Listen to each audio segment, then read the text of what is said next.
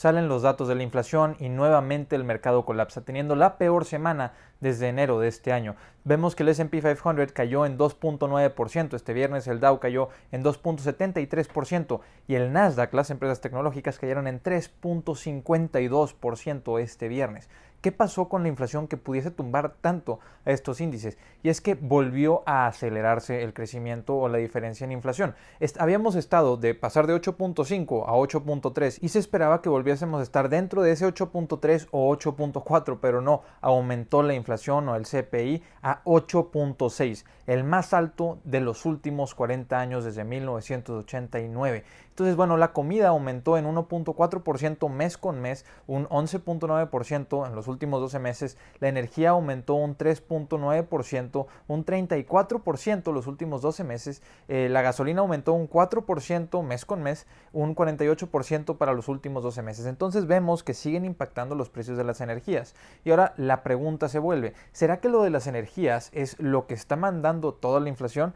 Pero esta cuestión no se va a solucionar si no se soluciona pronto lo de Rusia y Ucrania, para no dar tantas esperanzas, porque si nos fijamos en el core inflation únicamente, que estuvo en 6%, que ya descuenta la comida y a las energías, nos damos cuenta que el problema es generalizado, que sí, las cadenas de suministro están impactando fuertemente, y aunque hemos visto, y yo lo mencioné en el video pasado, que hemos visto que hay empresas que empiezan a hacer promociones porque el consumo se está aflojando un poco en ciertas partes de la economía, pues la inflación no se está controlando con la disminución en consumo en ciertos sectores. Un 0.6% mes con mes la core inflation, que otra vez es la que descuenta la comida y la energía. ¿Y qué pasa? Bueno, el sentimiento del consumidor también cae fuertemente. Estamos hablando de que la Universidad de Michigan publicó estos nuevos números y estos números pues no cuentan el impacto que tendrá por sobre la percepción del consumidor esta inflación. O sea, estamos viendo los números que están considerando a la inflación pasada, no esta decepción del 8.6%,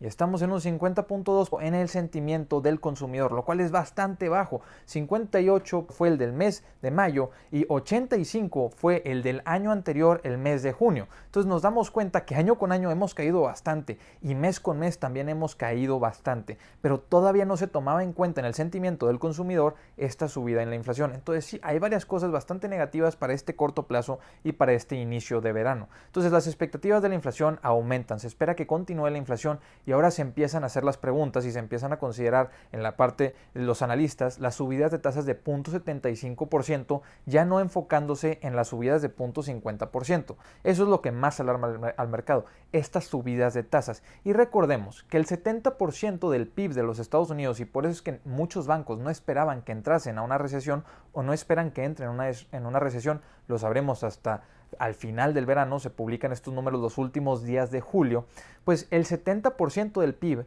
proviene del consumidor, proviene del consumo dentro de los Estados Unidos. Entonces por eso los bancos salían a decir, oye, tenemos un consumidor sólido, aunque haya ciertas partes en la economía que están fallando, la economía no va a entrar en una recesión. Ahora vemos, el sentimiento del consumidor se está deteriorando sumamente rápido, la inflación no se está controlando y bueno, ahora sí, esto podría llegar a impactar directamente sobre el consumo en los Estados Unidos si tomamos en cuenta que van a seguir aumentando las tasas y que probablemente pudiéramos ver subidas de 0.75% que anteriormente la Fed las había descartado. Entonces, ¿qué podemos esperar y qué podemos prever? Por ahora, las expectativas son que la inflación ya no se controle este verano como se había esperado. Ya habíamos visto esa reducción de 8.5% a 8.3% y esperábamos que se mantuviera en línea o que disminuyera, pero en realidad se volvió a acelerar a 8.6%. Entonces, lo que estamos esperando es que los comparables de la inflación se vuelvan a normalizar entre los meses de septiembre y diciembre.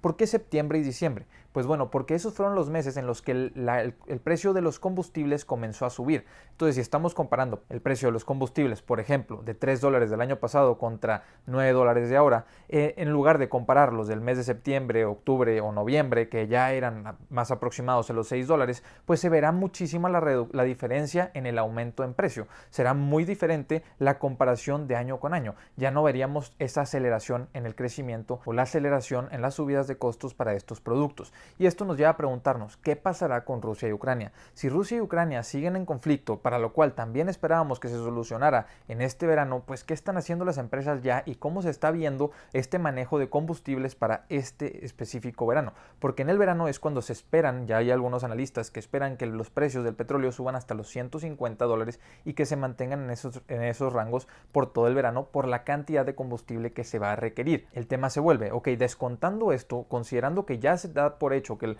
precio de los energéticos se va a mantener elevado este verano por todos los viajes que se espera que se tengan, ¿qué sucederá en los meses siguientes? Si no se soluciona lo de Rusia y Ucrania, pudiéramos ver que se mantengan estos precios y que no necesariamente que se sigan acelerando, pero que se mantengan estos precios, dificultando la movilidad que podría tener el impacto de las subidas de tasas de la Fed, porque la Fed está tratando de controlar la inflación, pero si la inflación va directamente relacionada con los combustibles y con la cadena de suministros, pues el impacto que pudiera tener la Fed no es muy grande, aunque sí hay diferentes sectores que se pudieran normalizar en precio, como es el sector de las bienes raíces que ha estado subiendo en niveles récord en los Estados Unidos, pues no podríamos esperar que el impacto de las subidas de tasas haga que la inflación se normalice de no ver una mejora dadas las subidas de tasas. Y el otro tema que empieza a volver a sonar es este tema de las subidas de sueldos, que actualmente comenzamos a ver que se están haciendo despidos en algunas empresas, están congelando contrataciones en otras, están dejando de contratar, pero se empieza a hablar acerca de que las personas que van a retener, algunos de ellos ya van a tener que por ley tener subidas de sueldos más importantes de lo que habían estado teniendo. Entonces tienes dos problemas, que las personas o que los contratos van a justificar subidas al ritmo de la inflación, que ya se vio que no es transitoria, entonces una subida de sueldo del 8% pues obviamente va a impactar fuertemente por sobre la empresa en el pago de sueldos que tiene que hacer, y la otra parte es en los despidos. Y pues los despidos, si tienes estas dos partes, estás debilitando la economía por un lado y estás debilitando los ingresos de las empresas por otro lado. Entonces es todo este juego del cual se empieza a volver a hablar, que se había perdido, que se había dejado de mencionar. Y yo, mis expectativas, después de ver nota tras nota de que ciertas empresas empezaban a bajar sus precios, empezaban a hacer promociones en sus artículos, pensaba que la inflación sí se iba a ir normalizando y sí iba a empezar a disminuir, pero vemos que se está manteniendo elevada, vemos que las subidas de tasas de 0.50% ya no se están dando por hecho y ahora se empiezan a considerar las subidas de también 0.75%, que hay mucho espacio de maniobra, todavía puede subir mucho las tasas la Fed, antes de que llegue a un número alarmante o un número relativamente alto si hablamos históricamente, porque tenemos las tasas de la Fed en 0.75% en estos momentos y ver una subida a un 2 o 3% no sería algo alarmante en el mediano o largo plazo. En el corto plazo obviamente ya vemos las reacciones que causa el mercado. Y las dos preguntas principales que se llevan a cabo en estos momentos es: ¿entraremos en realidad en una recesión ya después de que vimos que sí, la inflación efectivamente sigue subiendo?